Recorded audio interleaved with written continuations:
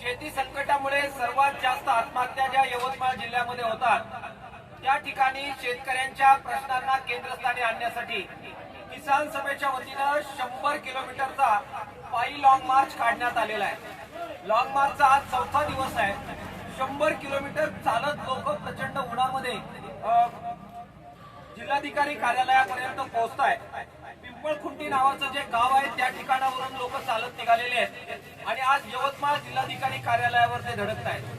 4 दिवस हा long march चालू आहे, मात्र प्रशासनाचं कुणीही याच्याकडे लक्ष दिलेलं नाही आणि कुणीही जिल्हाधिकारी किंवा वरिष्ठ अधिकारी या लोकांचं काय म्हणणं आहे हे ऐकून घेण्यासाठी आलेला नाहीये।